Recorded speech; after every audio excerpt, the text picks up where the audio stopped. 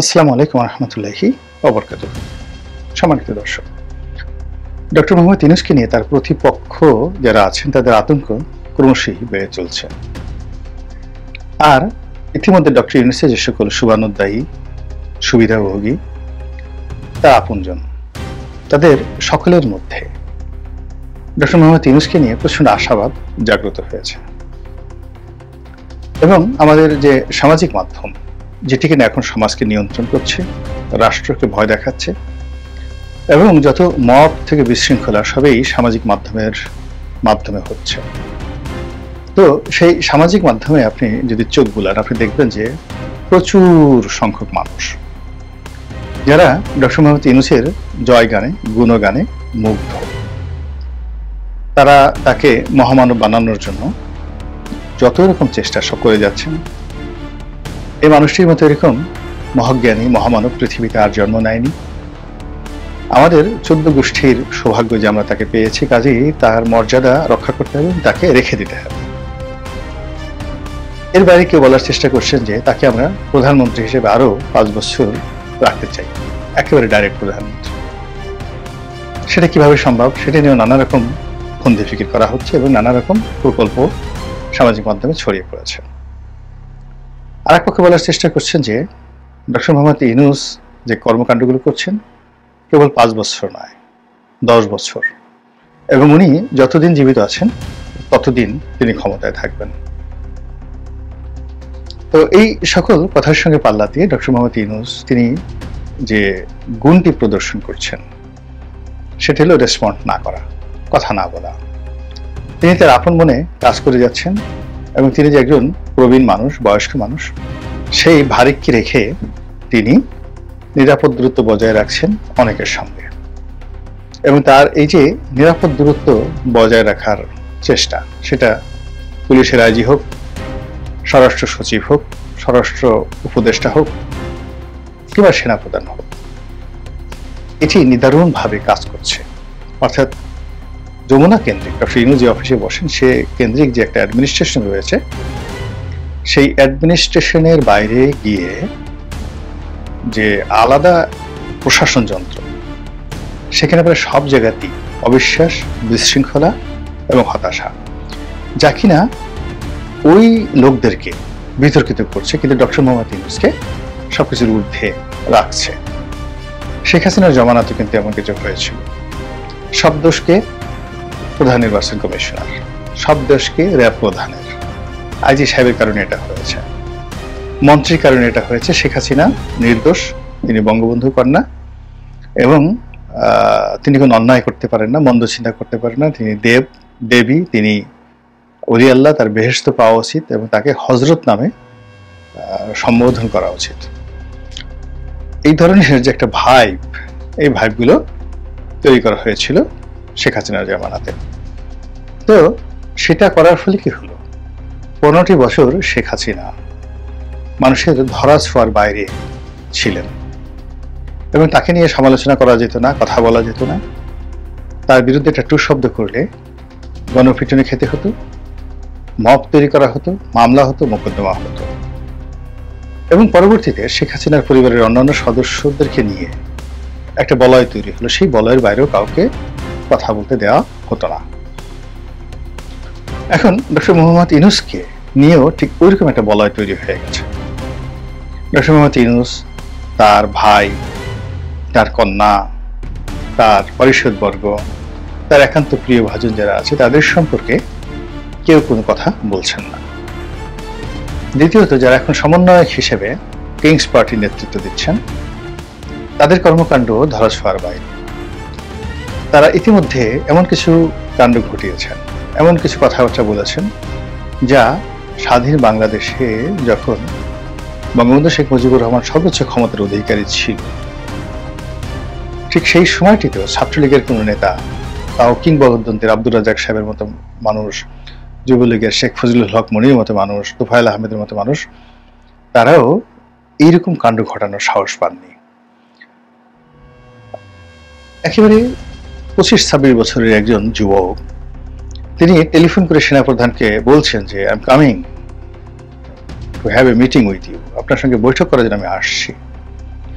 অথবা উল্টো হতে পারে, সেনাপ্রধান দুনিয়ার সব মানুষকে বাদ দিয়ে এরকম একজন ছাত্র, যার বয়স 25-26 বছর, এরকম কয়েকজন ছাত্রের সঙ্গে তিনি মনে করলেন এই জাতির আগামী দিনের ভবিষ্যৎ নিয়ে, নির্বাচন নিয়ে সব লোকজন বাদ দিয়ে এদের সাথে আলোচনা করা দরকার, এখন ক্ষমতা এদের হাতে। এখন আমি গ্রাম বাংলায় মানুষ, আমাদের গ্রামে একজন লোক ছিলেন জব্বর ডাক্তার। তিনি মাঝে মধ্যে ইংরেজিতে একটি কথা বলেন, ওয়ার্কস গন, মফিজ মাদার্স হ্যান্ড। এখন ক্ষমতা চলে গেছে মফিজের মায়ের হাতে। ইংরেজিটা ভালো মন্দ, ভুল ভ্রান্তি ডাজ নট ম্যাটার, উনি এইভাবেই কথা বলতেন এবং এটা খুব বলাচি ভাতে জনপ্রিয় ছিল ভীষণ রকম, যে ওয়ার্কস গন, মফিজ মাদার্স হ্যান্ড।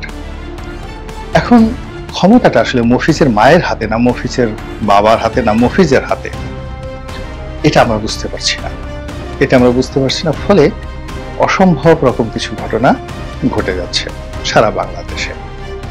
তো এই অসম্ভব ঘটনার মধ্যে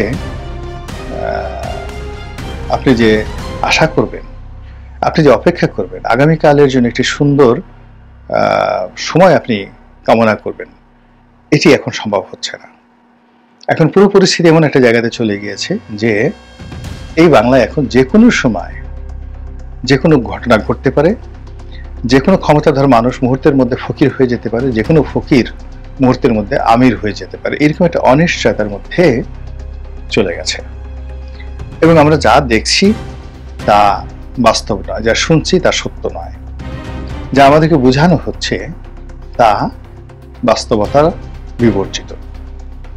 যেমন আমরা ভোক্তা অধিকার যে অধিদপ্তর, তাদের কর্মকর্তাদের খুব চলাফেরা করতে দেখি এবং তাদের কর্মকাণ্ডের কারণে আমরা অনেকেই তাদেরকে জাতীয় বীর হিসেবে মেনে নিয়েছি। তো এখন তাদের সেই প্রচার এবং প্রোপাগান্ডা এতটা স্ট্রং যে এই বাংলায় ইতিহাসের সবচেয়ে সুন্দরতম একটি, যাকে বলা হয় ঈদ, আমরা করতে যাচ্ছি, আর একটা রমজান আমরা অতিবাহিত করলাম, যেখানে দ্রব্যমূল্য বাড়েনি, মানুষের মধ্যে হাহাকার ছিল না, নির্বিঘ্নে নিরাপদে ঈদ যাত্রা হয়েছে। কিন্তু আমরা কেউ কল্পনা করি না যে আওয়ামী লীগের প্রায় 6 কোটি মানুষ, এর একটা বিরাট অংশ যারা কেনাকাটা করতে পারেনি, বিরাট অংশ পালিয়ে আছে, যাদের মুভমেন্ট নেই দেশের ভিতরে বা দেশের বাইরে।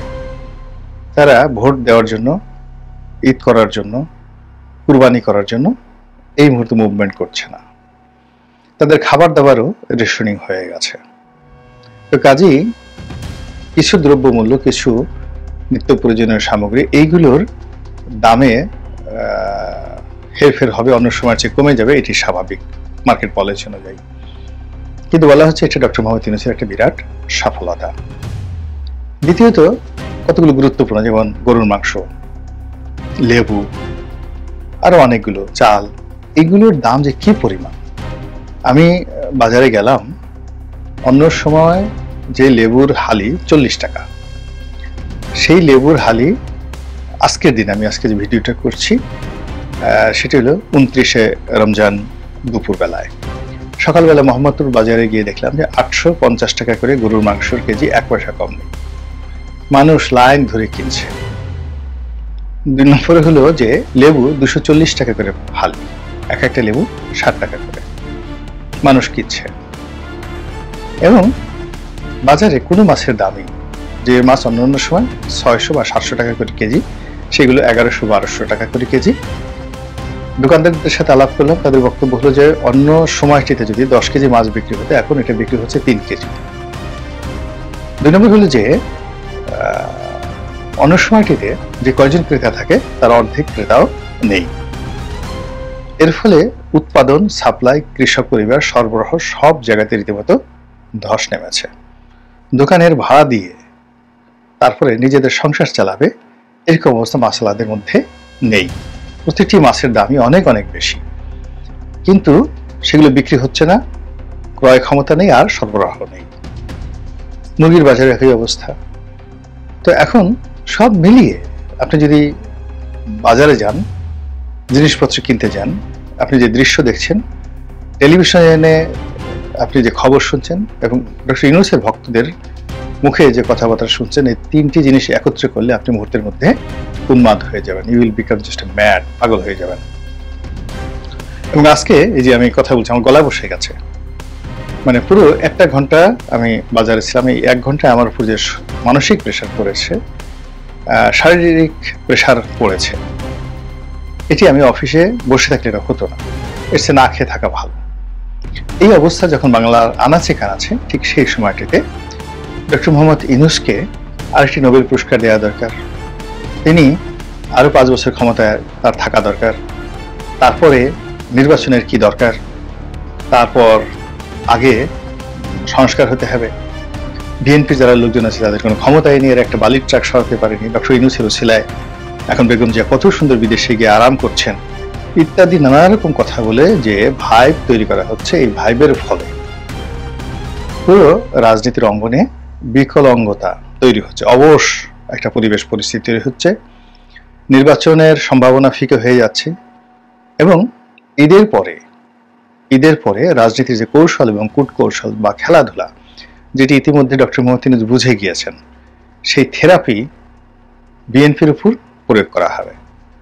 আর সেই থেরাপির বিরুদ্ধে যখন অন্যান্য ইউনূসপন্থী যে দলগুলো রয়েছে তারা যখন রাজপথ ইউনূসের পক্ষে স্লোগান দেবে, তখন বিএনপিকে কান্না করার জন্য আওয়ামী লীগকে খুঁজতে হবে, আওয়ামী লীগের গলাগলি ধরে কান্নাকাটি করতে হবে এবং কতদিন যে তাদেরকে কাঁদতে হবে এটি একমাত্র আসমানের মালিক আল্লাহ রাব্বুল আলামিন বলতে পারেন। আল্লাহ আমাদের সবাইকে হেদায়েত দান করুন এবং হেফাজত করুন। আসসালামু আলাইকুম ওয়া রাহমাতুল্লাহি ওয়া বারাকাতুহু।